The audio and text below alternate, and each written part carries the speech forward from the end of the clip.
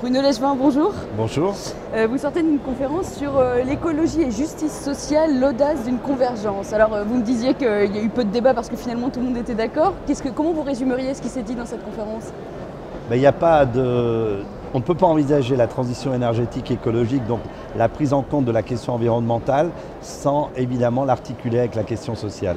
Parce que la transition écologique et énergétique, la prise en compte des problématiques de l'environnement, c'est la construction d'un nouveau mode de société progressivement, une société plus sobre, plus préservant les ressources et donc plus solidaire. Et donc comment on pourra envisager ce type de société sans traiter la question sociale? C'est inenvisageable. Et de ce point de vue-là, on était tous d'accord. C'est une manière, du coup, dans une conception globale, de remettre l'homme aussi dans... On parle beaucoup de la nature et de l'écologie, et l'écologie inclut l'homme, évidemment, dans ce système-là. Évidemment, c'est une société un modèle de société qui inclut plutôt qui exclut. Alors il ne faut pas non plus rêver, il ne faut pas être trop angélique, c'est plus compliqué qu'on l'imagine. Il y a la transition énergétique et écologique, c'est une ardente nécessité, c'est une obligation qu'il faut transformer en opportunité. Et avec le souci d'embarquer tout le monde, y compris ceux qui naturellement sont déjà victimes d'inégalités, tant dans leur vie, dans leur rapport à l'économique et à la question de l'environnement. Aujourd'hui, et si on prend un exemple, on est plus dans la non prise en compte de l'environnement et dans la question de l'injustice sociale.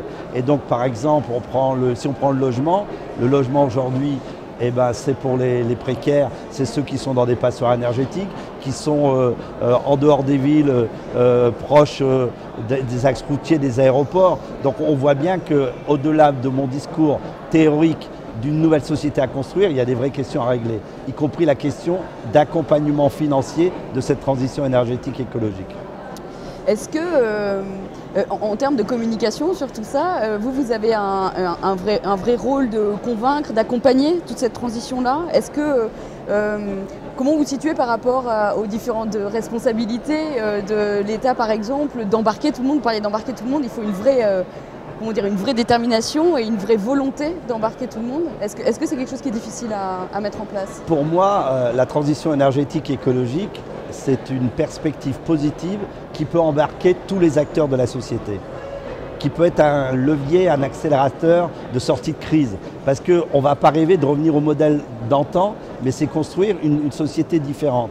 Et donc, c'est l'ensemble des acteurs qu'il faut accompagner, qu'ils soient collectivités, qu'ils soient entreprises, qu'ils soient la population, qu'ils soient précaires ou pas. Et de ce point de vue-là, l'ADEME doit être un amplificateur, un démultiplicateur des bonnes idées.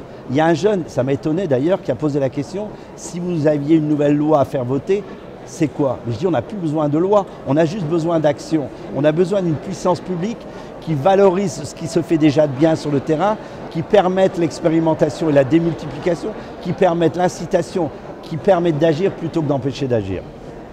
Donc l'audace, en 2014, ça va être d'agir, clairement. Ça va être d'agir et surtout de valoriser tout ce qui se fait déjà de très bien. En plus, on se posait la question de l'articulation entre la question sociale et la question environnementale.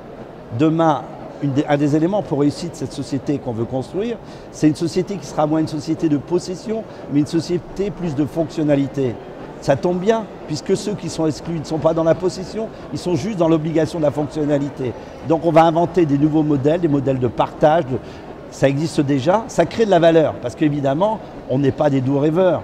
La transition énergétique doit se faire avec les capacités économiques, et donc ça doit créer de la valeur. Et il y a des modèles économiques qui montrent que la transition énergétique, ça crée de la valeur, sinon il n'y aurait pas de réussite comme autopartage tel qu'on le connaît aujourd'hui. Merci beaucoup, monsieur Lechevin.